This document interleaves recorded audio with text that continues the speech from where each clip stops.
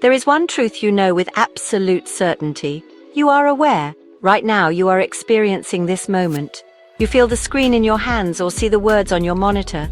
You hear the faint hum of a refrigerator or the silence of a quiet room. This internal movie, this first-person perspective, is the most real thing in your life. No one can convince you that you are not conscious, because to even consider the argument, you must be conscious. It is the fundamental, unshakable foundation of your existence. You don't need to prove it to yourself. You simply are. It's a private, undeniable fact that defines your reality from the inside out.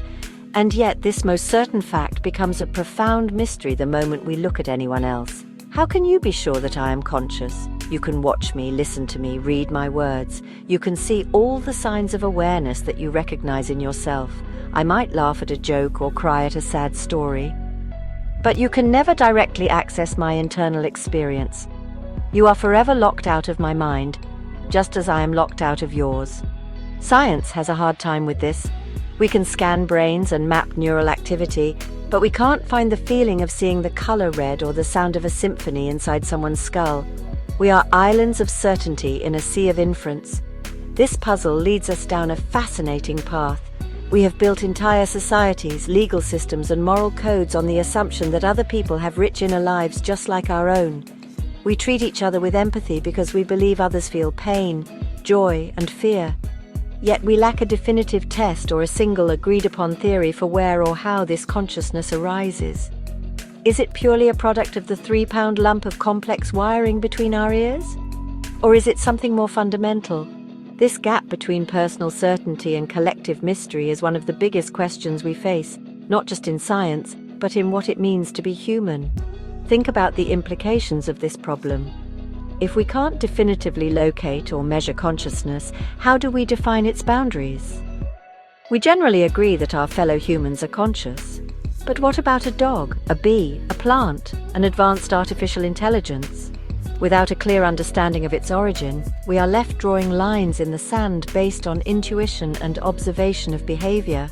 The very thing that makes us feel so uniquely individual, our private awareness, is also what forces us to confront the deepest connections and divisions between ourselves and the rest of the universe.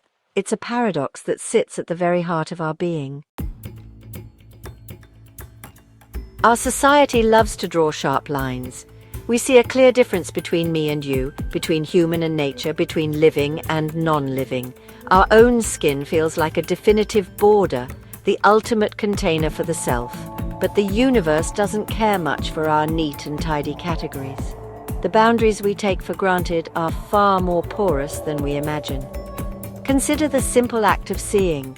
Light, which is a form of electromagnetic radiation that has traveled across space, enters your eye. It is not just information about the world.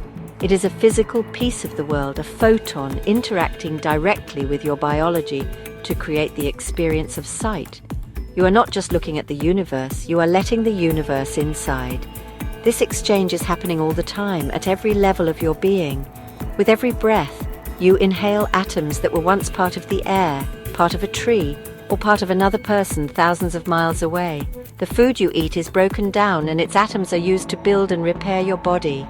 The person you are today is physically made of different stuff than the person you were 7 years ago. You are in a constant dynamic exchange with the planet. Your body is not a sealed vault. It is more like a flowing river, a temporary pattern of matter and energy that is constantly being borrowed from and returned to the cosmos. And where did this matter come from in the first place? It was forged in the hearts of stars. The carbon in your DNA, the calcium in your bones, the iron in your blood, none of it was created on Earth. It was all manufactured in the thermonuclear furnaces of massive stars that lived and died long before our sun was born. When they exploded, they scattered these heavy elements across the galaxy, seeding the cosmic clouds that would eventually collapse to form our solar system, our planet, and you. So you are not just living in the universe lives in you. We are, quite literally, stardust given a voice. The line between self and not self, then, starts to look less like a brick wall and more like a dotted line. Our skin may be a functional boundary, useful for keeping our organs in one place. But is it a meaningful boundary in the grand cosmic sense? If we are made of the same atoms as the stars, breathing the same air as the trees, and are fundamentally inseparable from the cosmic web of energy and matter, then where do we truly begin and end?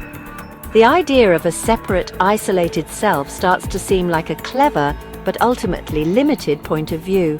It's a useful illusion for navigating our daily lives, but it might obscure a deeper, more profound truth about our place in the cosmos. Let's try a simple thought experiment. Imagine for a moment that you lose all of your senses. One by one, they fade away. No sight, no sound, no touch, no taste, no smell. You are floating in a void of perfect sensory silence. What is left of you? Without any input from the outside world, your thoughts might turn inward, memories might surface. But eventually, without any new information to process, what would remain? You would be left with a state of pure being, a raw awareness stripped of all content. This core consciousness, this simple fact of existing, might be the most fundamental part of you, the pure observer, separate from the things it observes. Now let's take this idea one step further. What if this core awareness isn't something your brain creates? What if it's something the brain receives or channels, like a radio tuning into a broadcast? Perhaps consciousness is a fundamental property of the universe itself, like gravity or electromagnetism. And perhaps a complex, organized structure like the human brain is an exquisite instrument that allows this universal awareness to express itself in a specific, localized way. In this model, you are not a brain that has consciousness. You are consciousness that is currently having the experience of a human brain. From this perspective, we are not just collections of stardust. We are the universe's way of knowing itself. Each conscious being, from a human pondering the stars to any other creature experiencing its world, acts as a point of observation for the cosmos. We are like tiny individual windows through which the universe can look out and witness its own beauty, its own complexity, and its own existence. The universe isn't a silent, empty stage on which we are the sole actors. Instead, it might be that the very fabric of reality has the potential for awareness, and we are simply one of its most complex and self-reflective manifestations. This changes the entire picture.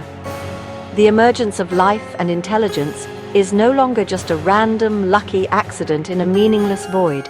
It becomes a natural, perhaps even inevitable, outcome of the universe's own properties. The cosmos evolves from simple matter to complex chemistry, then to life, and finally to minds that can reflect on the whole process. We are not separate from this grand cosmic story. We are a chapter in it. We are the part of the story that gets to read the book. Our individual consciousness is our ticket to the show, a personal portal to the universal drama. Thinking of ourselves as expressions of a conscious universe isn't just a philosophical exercise. It has the power to reshape how we see ourselves and our world. If the sharp line between self and other is an illusion, it could help us understand feelings of empathy and connection on a deeper level. The sense of awe we feel when looking at a starry night or a beautiful sunset might be more than just an emotional reaction.